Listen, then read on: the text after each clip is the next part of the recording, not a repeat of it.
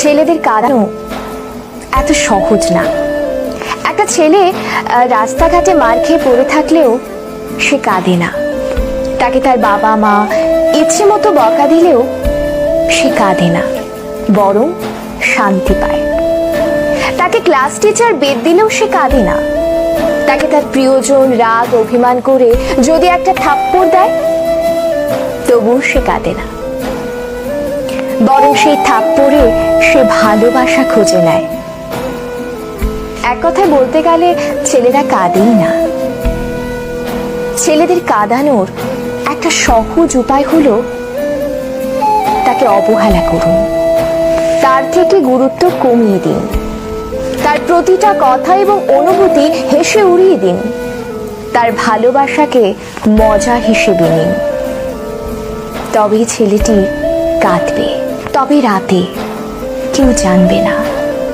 আপনি এইটুকু করে এক রাতে তাকে যতটুকু কাঁদাতে পারবেন, বাকি সারা জীবনেও তাকে ততটুকু কাঁদাতে পারবেন না। কথাগুলো হাস্যকর মনে হলেও মিথ্যে নয়। একটা ছেলে মন থেকে ধরে প্রতিটি দেহের প্রতিটি অংশের কষ্ট অনুভব করলে তখনই ছেলেদের চোখে অশ্রু নামে। দেখুন, সমস্যাহীন পৃথিবী হয় না।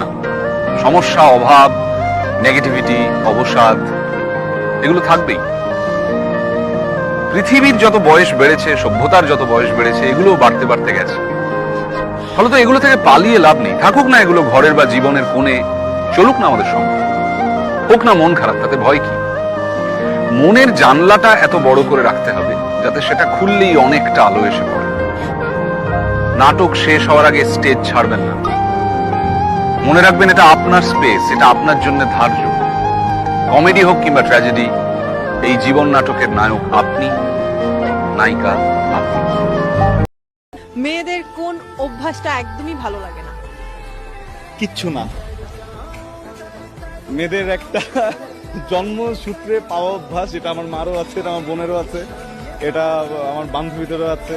জীবনে প্রেম করেছিলাম, আমার ওই প্রেমিকারও ছিল। যদি জিজ্ঞেস করা হয়, হঠাৎ করে চুপ করে থাকে। হ্যাঁ, চুপ করে থাকে, কোনো কথা বলে না। তখন গিয়ে যদি জিজ্ঞেস করি কি ব্যাপার, প্রবলেম, কিচ্ছু না।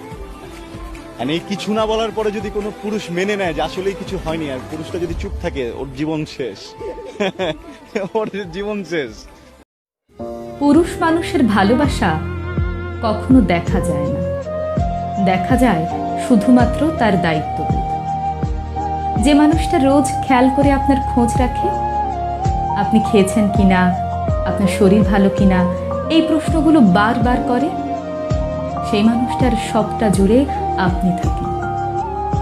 যে মানুষটা কথায় কথায় আপনাকে ভালোবাসি বলে না, শুধুমাত্র আপনার জন্ম তারিখটা মনে রেখে আপনার প্রিয় চুড়ি, ফুল আর টিপের পাতা নিয়ে আসে, সে আনরোম্যান্টিক না। সে শুধু আপনাকে বোঝাতে চায় না। আপনি সারাদিন অনলাইনে না থাকলে যে মানুষটা বাহানা করে আপনার কণ্ঠস্বর শুনতে চায়, অযথাই ফোন দিয়ে আপনাকে রাগিয়ে দেয়, সেই মানুষটা আপনাকে অবহেলা করে না, বরং আপনাকে প্রচণ্ড মিস করে। আসলে একজন পুরুষ মানুষকে বুঝতে হলে তাকে তার মতো করে চিনতে হয়।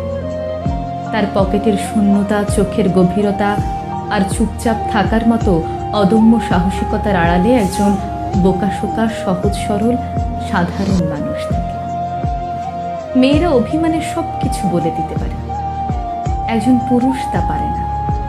কারণ আপনি তার ভালোবাসার আগে আপনি তার দায়িত্ব, যাকে সে সারা জীবন নিজের কাছে আগলে রাখতে চায়। শুধু মুখ ফুটে বলতে চায় না তার ঠিক কতটা জুড়ে আপনি রয়েছেন।